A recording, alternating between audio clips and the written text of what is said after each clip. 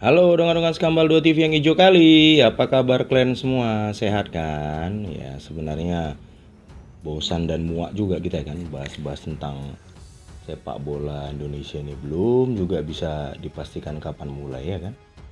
Kena lagi PPKM kita. Kalau dulu kena PPKN kita dilibas guru ya kan? Ini kena PPKM dilibas oleh tidak saya lanjutkan. Jadi memang agak bingung kita, walaupun kalau sebagai pendukung PSMS Medan kita pasti kecewa gitu karena tidak sempat melihat bintang-bintang PSMS Medan bertanding gitu kan, bagaimanapun pola kompetisinya. Sebenarnya kita kan nggak mempermasalahkan gimana pola kompetisinya nanti kan, skemanya bagaimana, pertandingannya kayak mana, ya terserah PSSI aja. Yang penting kan laganya bisa berjalan, pemain PSMS Medan yang sudah prepare dari bulan Januari udah bisa main gitu kan. Ya udah, seluruh klub juga ya santai, jadi nggak tertunggak-tunggak gaji-gaji. Maksudnya nggak pening mikirin gaji pemain kan. Kalau main ya sudah kelar sesuai dengan kontrak, pemain juga nggak ngomel-ngomel sama apa sama klubnya, klubnya juga di apa ya, klub tidak dirasa menzolimi pemain. Ini kan gara-gara terlunta-lunta kayak gini ya kan, jadi bingung. Tapi kayak gitu pun kita selama ini kan udah ada juga bongkar pasang ya, setelah ada Polusi Tanggang pindah ke Tim Borneo, ada juga Agung Prasetyo yang pindah. Sekarang ini kita mau bicara dulu 19 pemain yang saat ini tersisa atau yang sudah sah dikontrak oleh PSMS Medan, walaupun ada nama-nama seperti Diego Benowo yang sudah sempat foto-foto, sudah sempat sign kontrak katanya, tapi ternyata tidak. Biasanya mungkin belum rezeki PSMS Medan dan belum rezeki beliau lah berjodoh dengan PSMS Medan untuk mengarungi Liga 2, untuk PSMS Medan OTW Liga 1. Nah, jadi sedikit saja ya. PSMS Medan tuh buat kalian yang baru-baru mau belajar sepak bola, PSMS Medan itu adalah kepanjangannya itu Persatuan Sepak Bola Medan Sekitar, dan saat ini ada PT Kinantan Medan Indonesia lah yang memegang PSMS Medan. Kemudian kalau bicara julukan tim PSMS Medan itu saat ini masih Ayam Kinantan, masih ya. Tapi kalau dulu cerita-cerita sama Pak Tumsila, raja headingnya Indonesia tuh, raja headingnya timnas juga, raja headingnya PSMS Medan, katanya cocokan The Killer karena kita banyak mengalahkan tim-tim besar dari tim-tim Eropa, makanya julukannya adalah The Killer. Untuk stadion ya, walaupun gimana pun sistem liga kita ya masih stadion teladan kan, sebelum stadion yang di arah Kuala Namu sana kelar kan. Kapasitas stadion teladan seperti kita ketahui kisaran 25.000, lokasinya Medan gitu. Dan kita juga punya dua orang pemegang saham, yaitu Pak Edi Ramayadi 51% dan Pak Kodrat Sah itu ada 49%. Jadi dua pentolan inilah yang bisa dikatakan memutar otak untuk mencari dana untuk PSMS Medan tentunya. Untuk manajer tim sendiri kita ada Pak Mulyadi Simatupang. Kemudian sekum kita siapa lagi kalau bukan legend pengurus kita, yaitu Pak Julius Raja. Udah kenal kalian kan? Ya pasti udah lah, masa enggak, ada aja kalian. Nah, kalau untuk pelatih kita sendiri ada 4 pelatih ya. Yang pertama pelatih kepala adalah Coach Ansari Lubis, mantan legend, mantan pemain juga, legend tim nasional Indonesia.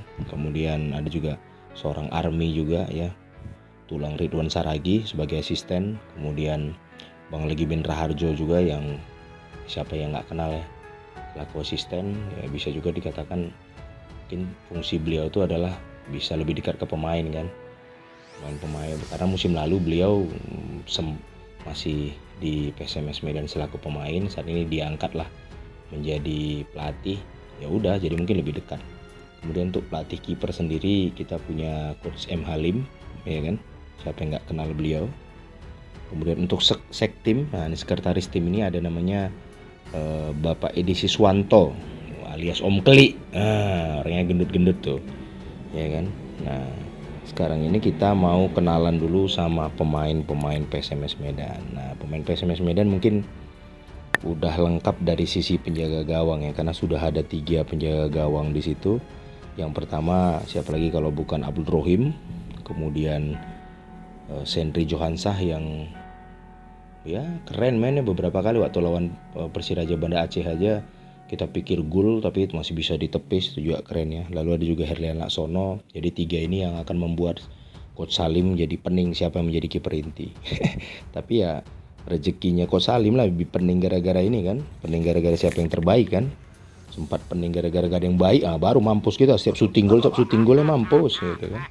Lalu ada juga anak muda yang masih dipercaya, Hari Nasution, pernah main di Bansar juga tuh kalau nggak salah. Kemudian yang sudah beberapa musim, 2-3 musim lah ini, Afiful Huda, anak Riau ya, anak Duri.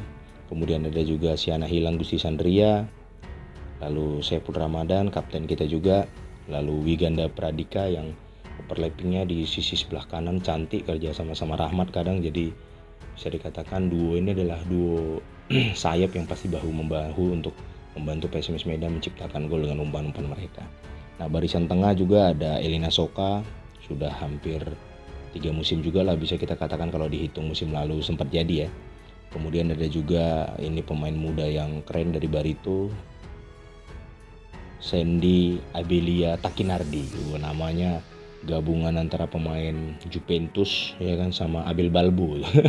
Karena wawancaranya kalian cek aja lah di Skambal 2 TV juga udah ada wawancara dengan beliau. Kemudian ada juga siapa lagi bukan Gede Sukadana. Cak ini kalau kita nonton ketika bermain di Arema itu kan agak benci kita dengan cara mainnya. Tapi ketika kita dekat dengan dia di PSMS Medan beberapa kali ngobrol, baik kali orangnya, sumpah lucu. Mudah-mudahan lah beliau bisa membantu PSMS Medan masuk Liga 1.